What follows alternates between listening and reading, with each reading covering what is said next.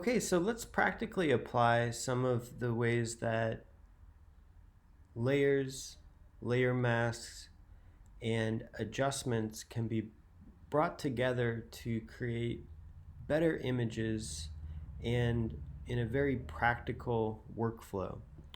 So here we're looking at this portrait, and what we want to do is sharpen this image.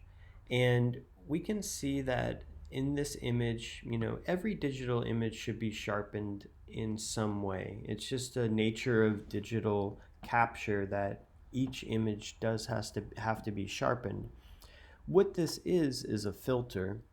So if we come to filter, sharpen, and then smart sharpen, that is the best algorithm to use to apply that filter to your photograph. And if we click on smart sharpen and navigate to a part of the image here, we can see what's happening with our sharpening filter is that it's looking at contours and pixels that have tonal difference.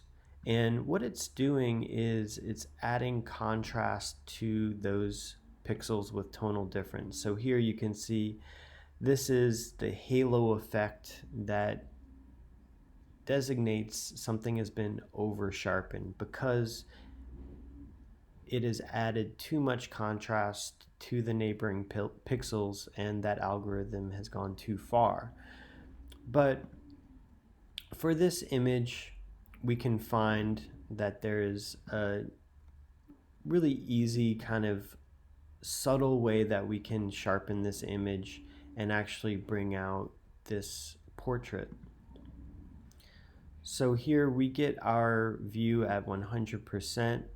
If we click and hold into the view window, it gives us the before, and if we let go, we see the after.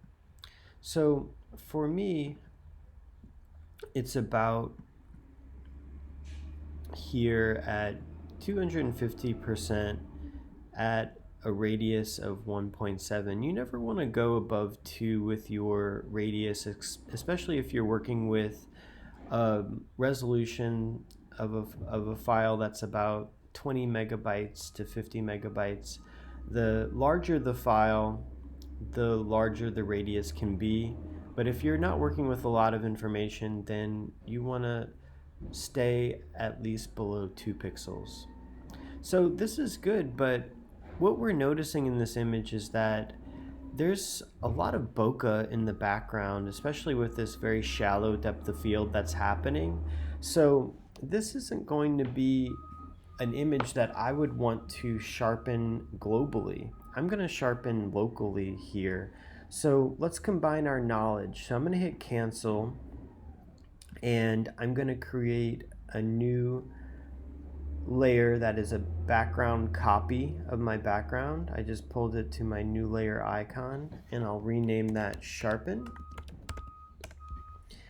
After I do that, I can apply a layer mask to this layer. Here, if I just go down to the add layer mask icon, I can see that I've added a layer mask. So what I'm going to do is go back to my copy of my photograph, and I'm going to go to sharpen, smart sharpen, and I'm just going to apply that sharpening to this image. So now this image is completely sharpened globally, but I'm going to come in here and paint selectively what I want to be sharpened using my layer mask. So I'm going to invert my layer mask by double clicking on it and just hitting invert in the properties panel.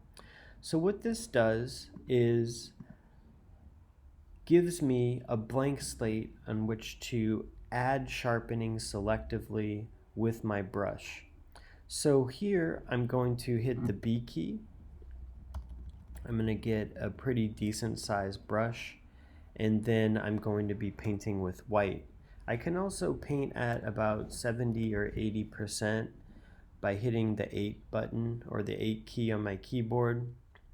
So now I'm going to selectively sharpen what is important in a portrait, which is those details that add to the image here.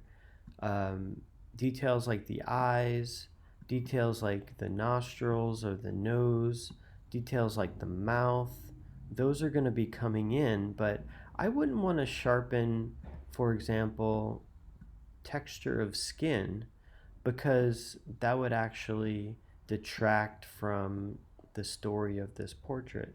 I'm also going to come in and selectively sharpen some hair. And what we're doing here is pretty funny if we look at the layer mask itself. Here I'm sharpening hair that is in focus. I'm not sharpening hair that is out of focus. And that's a really important thing that we want to do for this portrait. Here, if I look at my portrait and I'll option click on our layer mask, you can see that we've created a little funny cartoon. But what is interesting about this is that we can come in and feather our amount and just blend what we're doing so that it's not so obvious. Here I'll option click on my layer mask again and then zoom in at 100% so that we can see the before and then the after of our selective sharpening.